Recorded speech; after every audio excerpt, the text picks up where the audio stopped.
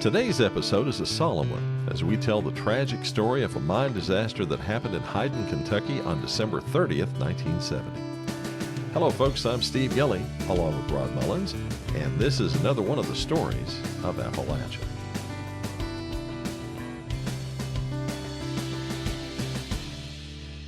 You know, Steve, when we talk about Hyden, Kentucky, there's some people that know Hyden, Kentucky just from, hearing it before. I know there's been things mentioned, I think in radio, TV ratings, something like that. But, one of the other things I think about, besides this mine disaster we're going to talk about, is, the name of the library in Hyden, Kentucky, don't you? The Richard Milhous Nixon Library. Oh, no, I did not know that. I'll be honest with you. Yeah. But did it have something to do with this disaster we're going to talk about? Well, talking about the town and everything, this happened after, of course, all this happened. But I just think of Hyden when the first thing I think of is, hey, Richard Nixon was there. Oh, okay. But now I've got something else to think about Hyden, Kentucky, and what happened there. All right. Well, let's get into this story and see what transpires with it. Well, the Hurricane Creek Mine was a non-union mine located just outside the town of Hyden and owned by Charles and Stanley Finley. Now, the mine had opened in March of 1970 on leased land, and tragically it became the site of the deadliest mine disaster in the U.S. since the Farmington mine disaster in 1968. What happened at the Hurricane Creek Mine left a lasting impact on the community and brought attention to issues of mine safety. Rod, what happened? Well, the Hurricane Creek Mine disaster took place in shafts 15 and 16 of a quote-unquote truck mine just outside the town of Hyden. Now, the Finley operation was relatively small, employing about 170 non-union miners. Profit margins were tight, apparently leading to cutting corners on the safety of those who went underground. In the first 3 months of operation, the mine had reported 34 infractions. They had been addressed at least. However, the Federal Bureau of Mines declared the mine a quote-unquote imminent danger in November of 1970 due to blasting safety hazards. And those hazards, including an excess accumulation of coal dust combined with the danger of electrical sparks, were identified in an inspection on November 19th. The agency ordered a cleanup by December 22nd, but due to a shortage of inspectors, the reinspection couldn't happen as required by law. In fact, the understaffed agency had failed to issue a single fine despite citing thousands of safety violations at various coal mines. This wasn't the only issue for the Finley's operation. A worker had been killed in an accident on an underground tractor less than 2 weeks before the November 19th inspection, and the Finleys were blamed for that death because they'd failed to make required repairs to the tractor. The lack of enforcement of existing safety laws became a sore spot not only by members of Congress, who had passed the Coal Mine Safety and Health Act on December 30th, 1969, it also led union miners to go out on strike during the summer of 1970 to bring attention to the issue. Well, 1 year to the day after the passage of that Safety Act, 38 day shift workers worked their way into the 36-inch tall mine shaft at 7 a.m. Now, get that, 36 inches. That's only 3 feet, okay? And they crawled to a depth of about 2,400 feet. Well, that morning, the miners were preparing to blast what's called a boom hole to make room for the cramped space for a conveyor belt to be placed so that the coal could be sent out of the mine. They worked until lunch, getting ready to blast the boom hole. Instead of creating a space for a conveyor, there was a sudden violent explosion at about 12:10 p.m., and it ripped through 2 mine shafts. Rescue workers soon began to make their way to the Hurricane Creek as fast as they could go.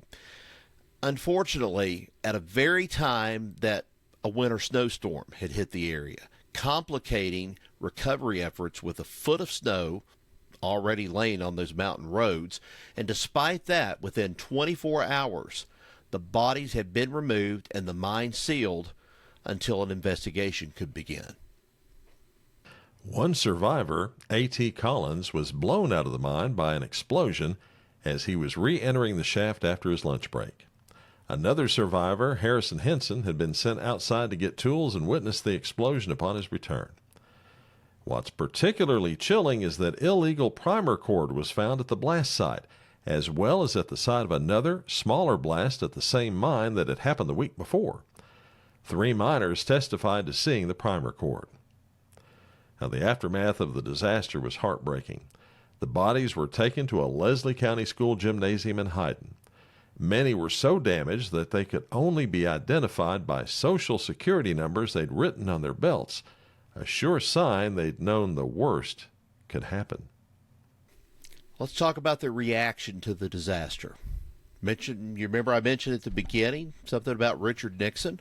Mm-hmm. Well, President Richard Nixon quickly issued a statement offering sympathy to the family and friends of the deceased miners.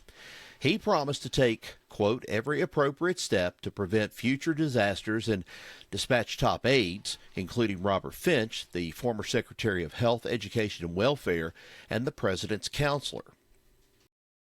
Charles Finley, one of the mine owners, went on trial for negligent operation of the mine in February of 1972, charged with several violations of the Coal Mine Health and Safety Act of 1969. Get this, he paid a fine for all this stuff, but he served no jail time. Well, the foreman's widow spoke out in an interview with CBS News, expressing her feelings toward the mine owners and the federal government. She said her husband had spoken of the mine violations by both the owner and the government, which had let slide in the name of expediency and jobs. Now, there were stories from miners' families, all heartbreaking, including one story about a miner not wanting to go to work that day, but who felt he had to in order to pay for a new rug and a new 8-track tape player. But folks rallied in the aftermath of the tragedy, including a famous Kentucky neighbor. Loretta Lynn, whose song Coal Miner's Daughter had just been released, held a concert in Hyden and, in the spring, another concert in Louisville to raise funds for the miners' widows. In the aftermath of the Hurricane Creek mine disaster, a profound sense of loss and grief permeated the communities of Clay and Leslie counties. Families devastated by the tragedy yearned for a place to mourn and remember their loved ones. So, in response, a memorial was established, not just as a symbol, but as a sacred place to remember those miners who dedicated their lives to coal. Now, the memorial, which stands at the former mine site 4 miles east of Hyden, stands as a testament to the sacrifices made by the miners and serves as a reminder of the price often paid for Appalachia's coal wealth.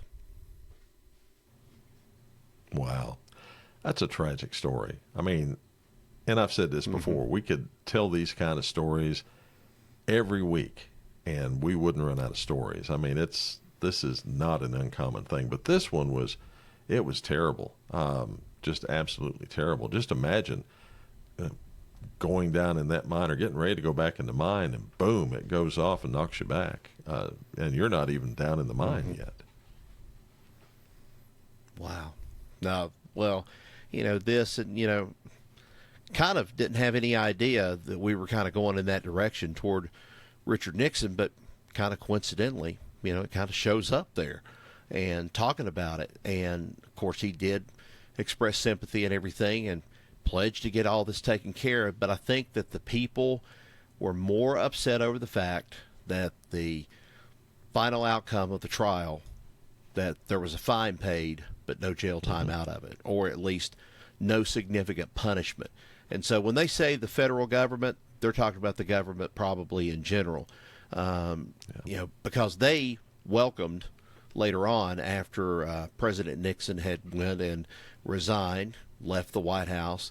They had a big ado in Hyden and welcomed him there, sent him an invitation, said they're naming the library. He came, enjoyed every minute of it. So they really thought a lot of him, in that place. They thought a lot of him. But, that's kind of coincidental. We started talking about that. And, it leads to this, and talking about this mine disaster. And wow, just sad all the way around thinking about this and what happened. I remember that. If I'm not mistaken, I believe that was his first public appearance after Watergate and Yeah. him resigning the presidency, if I'm not mistaken. Wow. It was. Well, folks, that's the story of the 1970 Hurricane Creek mine explosion. Another one of the stories of Appalachia. Thanks for listening. Now be sure to subscribe to the Stories Podcast. You'll find us on Spreaker, Spotify, Apple Podcasts, Audible, Good Pods, or wherever you get your favorite podcast. Till next we meet, y'all take care. So long, everybody.